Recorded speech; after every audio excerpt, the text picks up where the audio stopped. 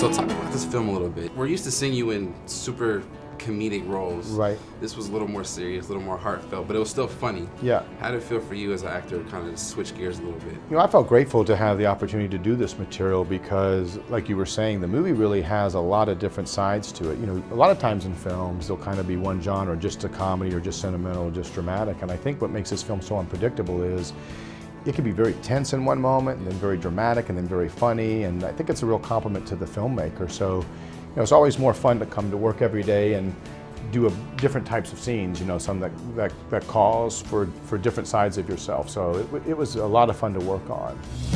In my life, I have a tendency to make very bad decisions. David, I don't want a boyfriend who just disappears because he's too busy. You're unreliable. You have brought me such beautiful flowers.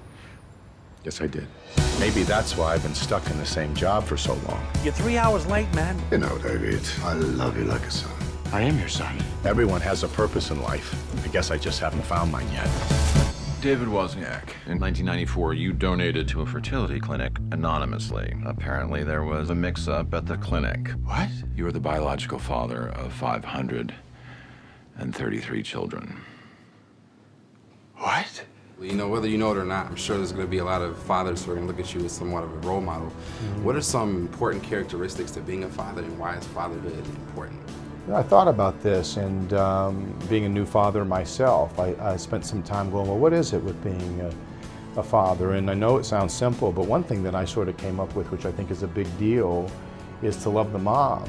You know, even if unfortunately, if it's a case where the parents aren't necessarily together, I think it's really important to realize that that's that child's parent, and you have to respect them and love them and be kind and be positive to them, because I think that does so much for a kid. It shows them, you know, what a good relationship is, what to expect, how to be treated, and also create some harmony. You know, it helps them feel safe and secure because they feel like, okay, mom and dad are cool with each other, they're supportive, and so I think that really goes a long way. And I think a lot of times it's really about working on how we're communicating with each other and, you know, how we're treating each other in front of the kids. My jeans were on a professional basketball court tonight. I mean, in a way, you could say that that was an extension of myself that hit that game-winning shot. I mean, do your kids play professional basketball? No, not to my knowledge, but I will inquire. They don't tell me everything. So I've been thinking that we could plead insanity. What? I don't know. Maybe you would not be held responsible for actions taken while mentally unstable. Maybe we could bank on your mental problems. I don't have mental problems. I don't have mental problems. When we're in court, I want you to say it exactly that way. I feel like your comedy is your humor is in a world of its own. It's in a league of its own. What would be your ideal character where you can totally just be yourself, go all out? What would that be? Well, it's a good question. You know, I've had the good fortune of getting a chance to do some good movies and some good comedy movies. This was really fun for the reasons that I stated. This was something a little different. It was fun to get a chance to do something a little bit more dramatic and that calls for a little bit more dramatic acting. It's still very funny, but this was a real treat for me to get a chance to deal with some material that was a little bit more edgy or a little bit more authentic. It is impossible to be the father of 533 children. It is impossible to be the father of 4 children. How would a normal person handle a situation like this? A normal person would not be in this situation.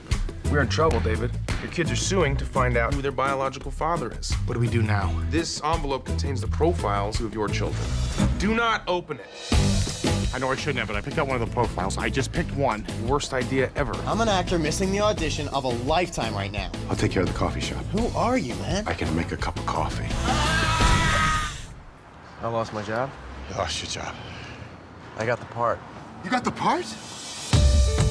This could be the most beautiful thing that ever happened to me. These kids need someone to look out for them. Yeah! They need a guardian angel. Hey, sexy! What are you doing? You never see a girl before? When you're looking out for these kids, will you be wearing some kind of cape? I didn't say superhero. I said guardian angel. You do not want to reveal yourself. You don't want to be known as the guy with 500 kids. For the first time in my life, I'm doing the right thing. This is gonna be the best day of my life. I officially set out to try and have a life. Nice! Maybe it's strange and a bit oversized, but it's my life. You don't have the skills to be a father. Daddy! Okay, stop it. I need order. And this is order?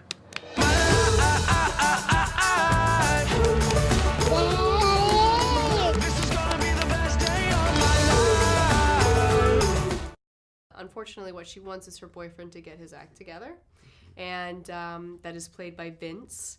And working with him was fantastic. I mean, you know, going into the movie, I've been such a fan of Vince.